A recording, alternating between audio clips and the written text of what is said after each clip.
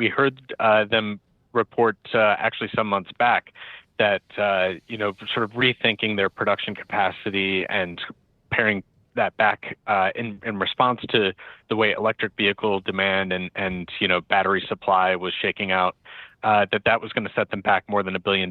So this is an incremental amount of money on top of that.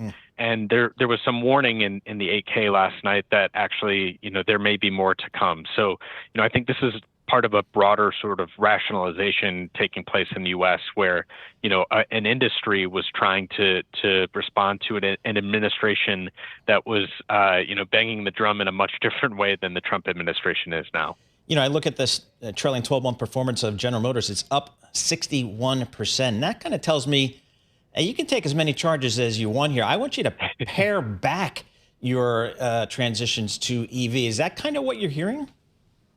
It's fascinating because on one hand, you're seeing, electric car leader, or at least former electric car leader Tesla, taking off and doing so in spite of the fact that their sales are slowing down. Yep. The outlook for EVs in their home market is pretty bleak. And yet you also in unison have, sort of the contrarian play taking off in GM. I think, it's maybe not quite that simple in that, GM does have, I think David Welch's story on last night's news does have, sort of the context that they have quite a lot of electric vehicles available. They're going to continue to have a pretty broad, range of cars. And Mary Barra has talked about how EVs is their, quote, North Star, and that's not going to change. So I think there's going to be a little bit more stick-to-itiveness on GM's part than Ford.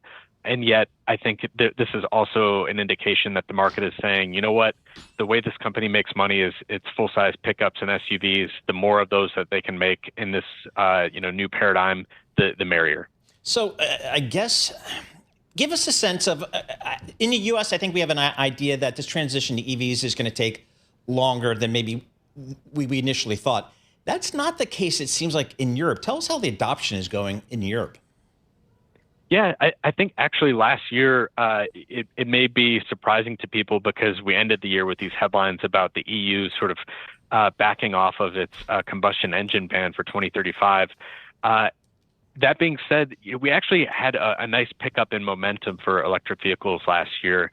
A lot of that was driven by the Chinese manufacturers. I think that is part of where the concern is here, that the local manufacturers in Europe, some of them are doing better than they were, but it is patchy. I think it's also patchy, sort of country by country. But we did see, a roughly 30% increase in battery electric vehicle sales last year, in spite of the fact that a big player in Tesla had a really tough 2025. That's interesting. Talk to us about hybrids here. I just caved and leased a hybrid for my number 4 offspring because he goes to school in California where the gas prices are just ridiculously high. The technology seemed really cool to me. The car drove great. And it seems like a nice mix between, or a nice compromise between going full EV and full ICE. How do you think about it? Yeah, I mean, this was the supposed bridge technology, and the bridge is going for a lot longer than I think a lot of people reckoned.